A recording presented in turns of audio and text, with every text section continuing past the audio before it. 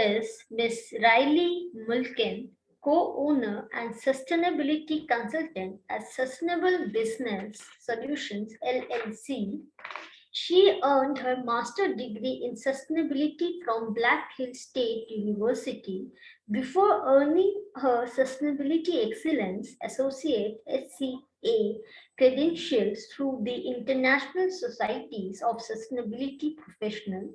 And the topic she will be sharing today is committing to and delivering on diversity, equity, and inclusion. Over to you, Ms. Rylee. Hi, everyone. Thank you so much for having me today. I really appreciate your time. I will go ahead and get started here, sharing my screen. Awesome. Thank you all so much again. So my name is Rylee Mullikin, and I am the co-owner of Sustainable Business Solutions, LLC.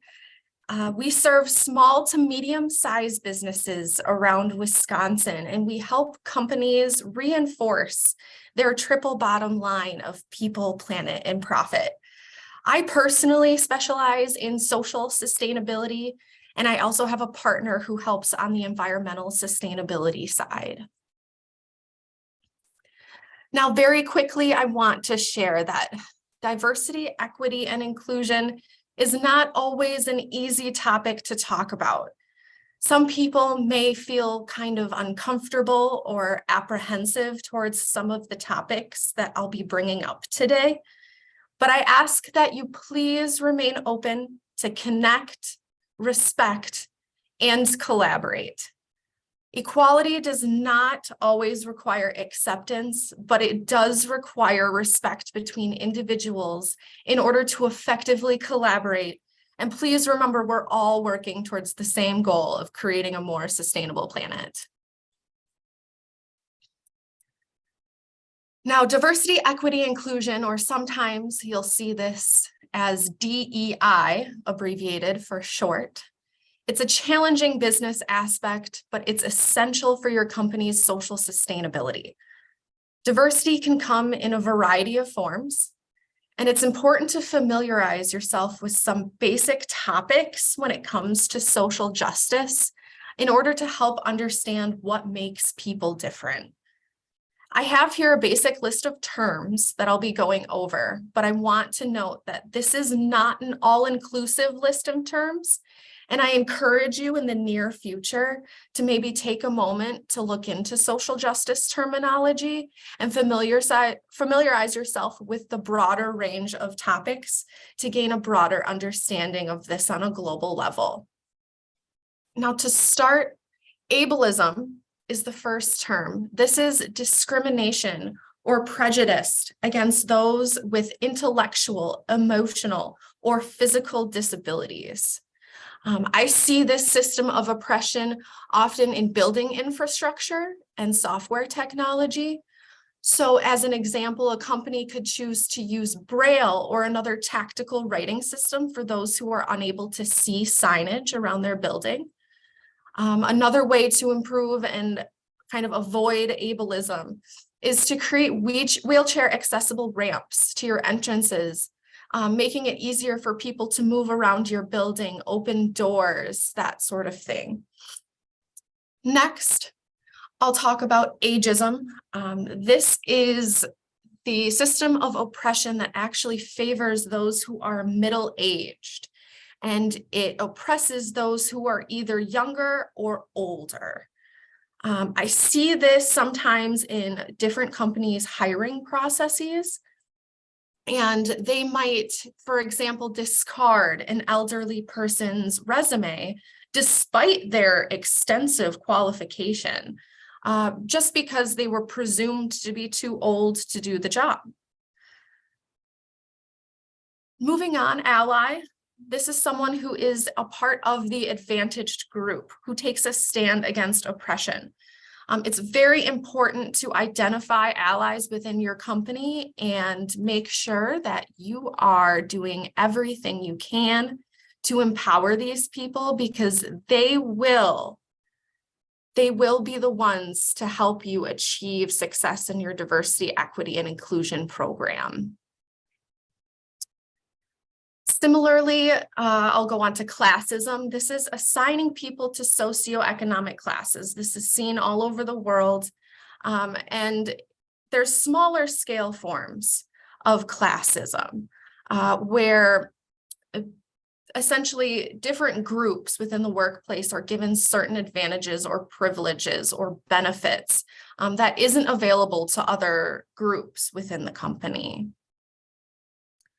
Gender is a socially constructed role that a society deems masculine or feminine. So this is where it is often confused with the term sex, which is the biological construct of what is male and female. Now, you may see the term gender with a prefix, such as cis or trans. When you see the term cisgender, this refers to someone's naturally born sex.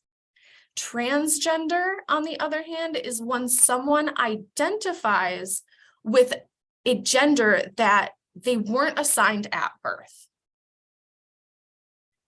Now, internalized oppression. Internalized oppression is the fear or the hatred of one's actually own identity. This is often a consequence of ongoing external oppression, where one starts to believe that actually the negative things that they're hearing are in fact true, and they start to put that negative connotation on themselves, resulting in guilt or shame of their identity.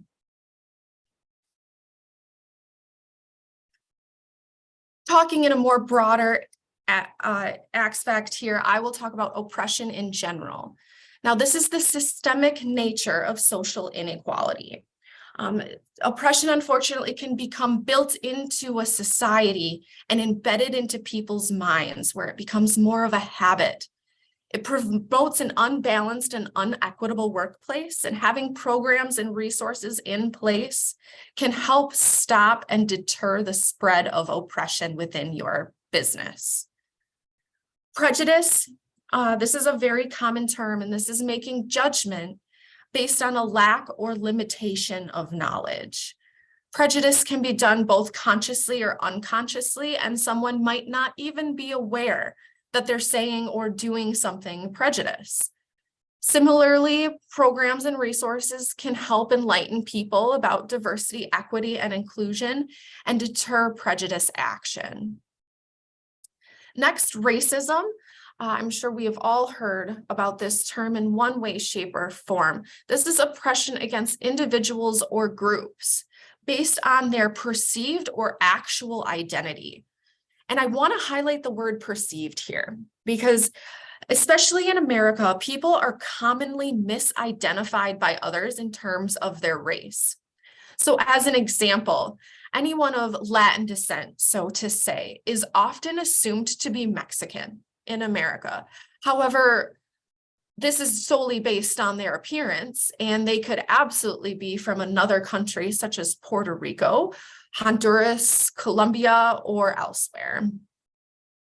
Racism can actually be very, very extreme, and it causes people to feel unwelcome and even unsafe in society. It's important that you address this in your workplace and make sure that everyone is feeling safe coming to work.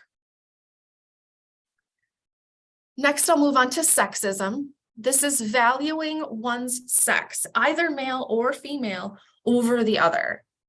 This kind of oppression is seen in various degrees all over the world, and in some countries, women still don't have any rights at all. It's important for companies to be transparent about employee rights and benefits, and this can help avoid any accusations that one group is more privileged than the other, because I know your employees are going to start talking to each other, and that's when things are going to start to come to light that inequality might be present in your workplace. Sexual orientation. This is one's sexual and emotional attractions. It's not always consistent with someone's behavior, though. You'll see this term often associated with the acronym LGBTQIA+. And unlike something like race, sexual orientation is easily hidden if one chooses to conceal their sexual identity. And people often do this to avoid harsh judgment or even physical consequences because, again, they might not feel safe in society or in the workplace.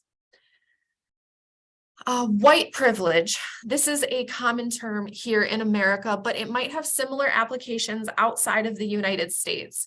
Essentially, white privilege are the concrete benefits that whites receive in American society. No matter the kind of privilege, though, this can be seen in your workplace if you are giving privilege to a certain advantaged group. With disparity, obviously, comes privilege, and without either, we wouldn't even have a need for diversity, equity, and inclusion. And last, xenophobia. This is the fear or the hatred of something that is strange. And so I've personally experienced xenophobia myself. And this is just a feeling of discomfort being in a social situation that was foreign to me. And whether it be around people of a different religion or race, xenophobia is common and it might even be considered normal. I'd argue that the best way to get over xenophobia is to simply learn more about others who aren't like yourself.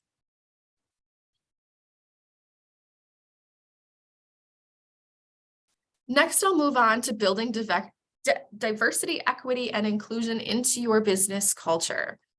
It's essential for businesses to build diversity, equity, and inclusion into the culture itself. Otherwise, you likely won't have a very successful diversity, equity, and inclusion program. And equality requires a conscious effort every single day in order to obtain the goal of complete equity and equality. So to do this, I feel there are 3 good starting points that I'd suggest to help encourage diversity, equity, and inclusion in your workplace. The first is to celebrate diversity. Make an effort to recognize and highlight what makes people and your employees different. Help educate others about differences that might exist, and maybe share a new experience with someone that you might not be so familiar with. Global holidays, for example, provide a great opportunity to teach people about celebrations and traditions that are completely different from their own. Chinese New Year, for example, just recently ended, but we began the Year of the Rabbit in January. Similarly, after the next full moon in March, Holi will begin, and it'll begin to rain color all over.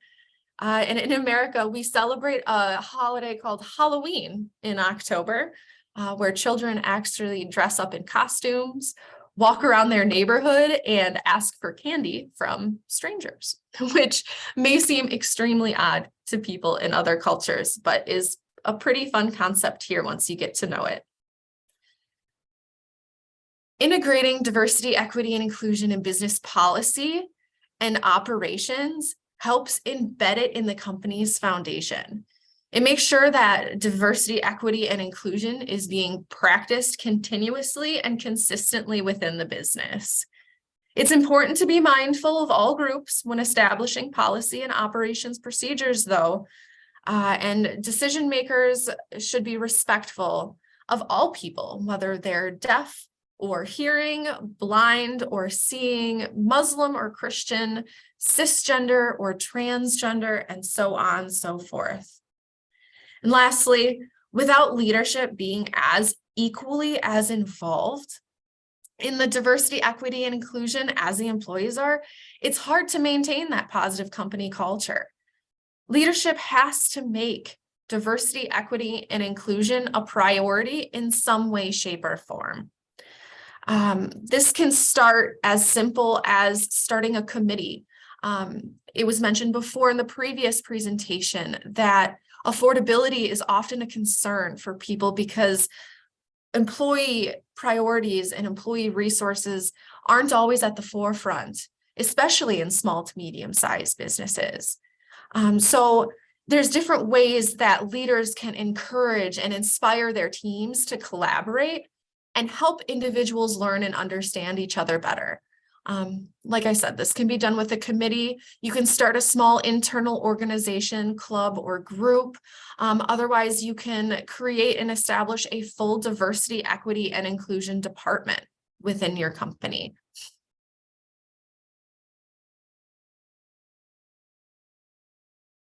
Next, I'll move on to measuring diversity, equity, and inclusion. This is difficult. It's not an easy task. Diversity, equity, and inclusion is abstract in a way, and it's hard to measure using traditional science. So, in other words, there isn't a computer or a program that continuously collects data on diversity, equity, and inclusion and organizes it for easy analysis. If any of you know of a program that does this, please let me know, but I have yet to hear of something that can automatically collect information on diversity, equity, and inclusion without having a key piece, which is making sure that your employees are engaged. Now, it's important to determine your company's employee engagement levels. Ask yourself, how many people are attending company-wide meetings?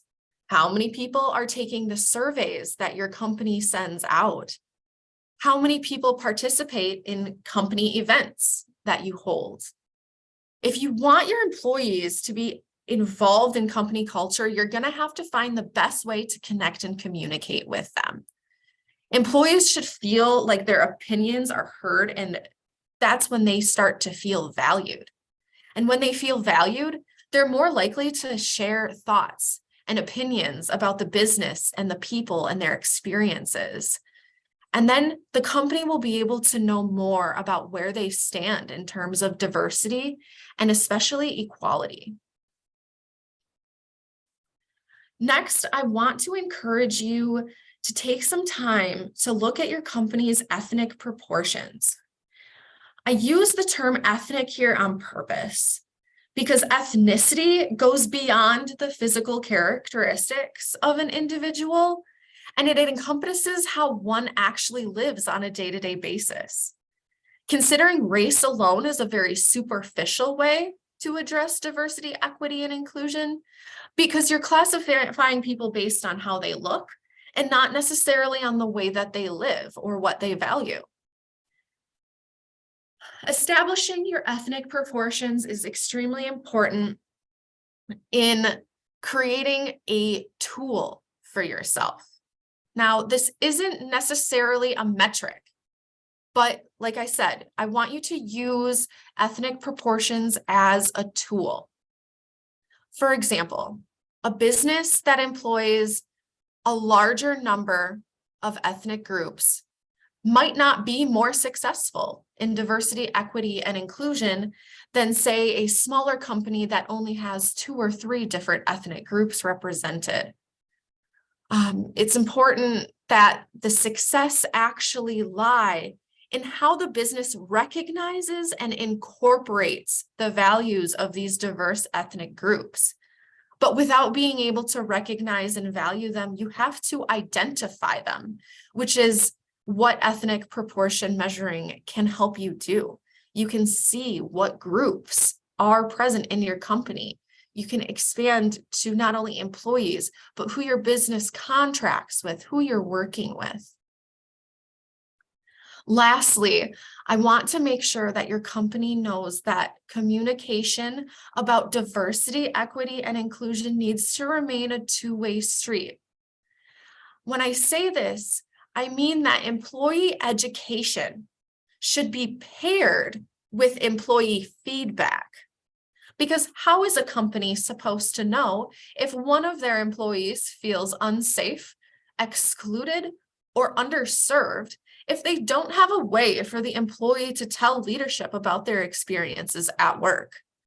Without employee feedback, it's difficult for a company to even tell where their diversity, equity, and inclusion program is lacking.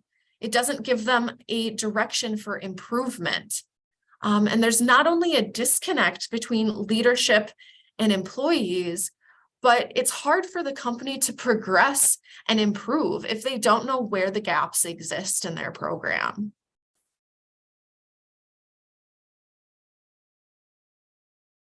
And finally, to wrap up, I just want to provide some 3 actions that you can use to create a successful diversity, equity, and inclusion program in your workplace. These are pretty simple and relatively universal. So I'll begin with the first task, tying back to creating that two-way street between leadership and your employees. This is finding an effective way to survey your employees and communicate with them. Like I said before in the beginning of my speech here, is talking about diversity and oppression is not always going to be a comfortable conversation. It's not always going to be a happy conversation. And oftentimes, negative connotations are going to be brought up in these conversations, and you have to be prepared.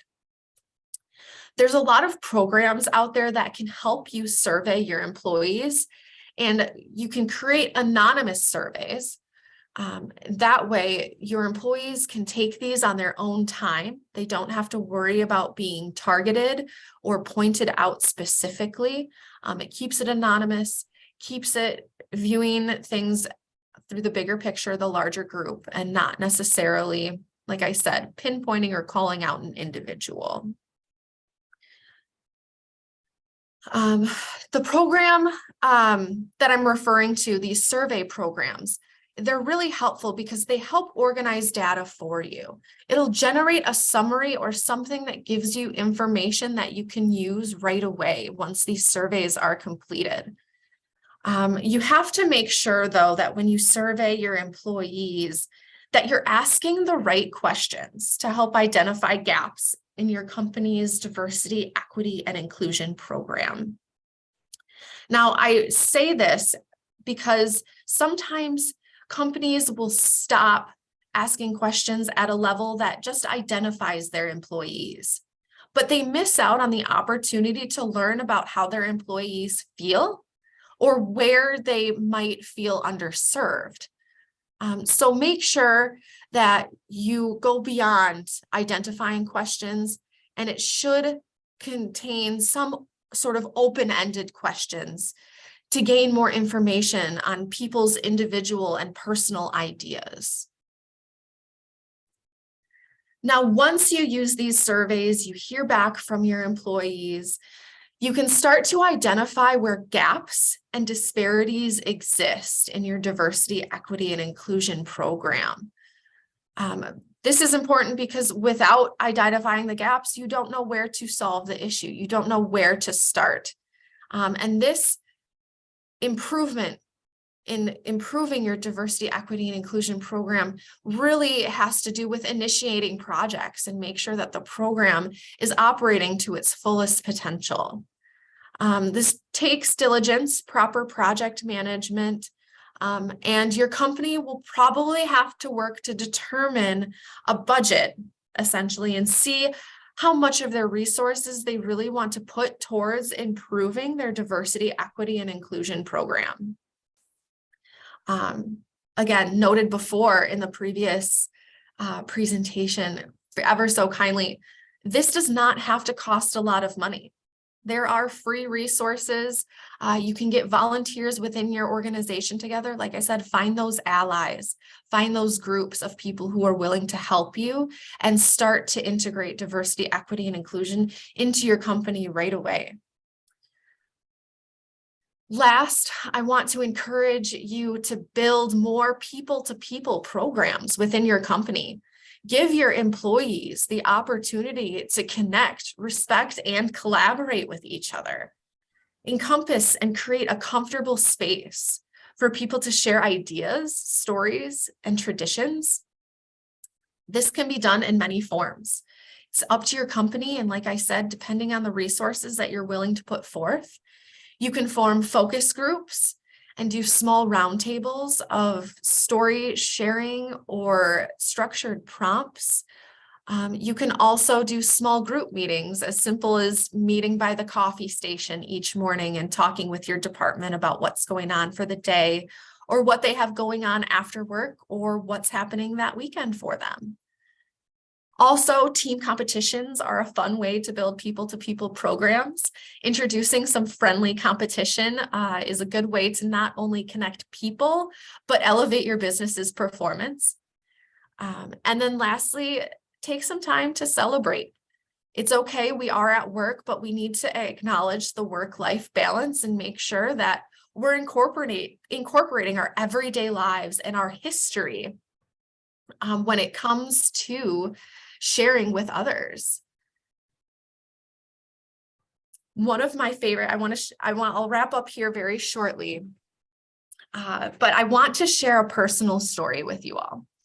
Now, one of my favorite people-to-people experiences that I've ever had working for a company was with one of the first organizations that I had ever worked for. And we started organizing a quarterly potluck. And for those who aren't familiar, a potluck is a large meal that's shared where each person prepares and brings a dish to pass and share with the rest of the group. Now, one time we decided to make this a full cultural experience where each person would share a dish that was traditional to their culture or their heritage. We all sat, we enjoyed great food, we chatted about the great things that make us different over a fantastic, diverse meal. And I was able to learn more about my coworkers than I had even imagined. And to this day, we still have a bond. I still keep in contact with this group. And I can tell you that our performance was also improved after taking the time to just share a meal and share our stories. And I want to thank you guys so much for your time and your attention here today. I'll be happy to answer any questions that you have. Otherwise, thank you so much again for your time and this opportunity. And I hope that you were able to take something of value from my conversation today. Thank you, Ms. Rylee. Thank you for your time. Thank you. Thank you.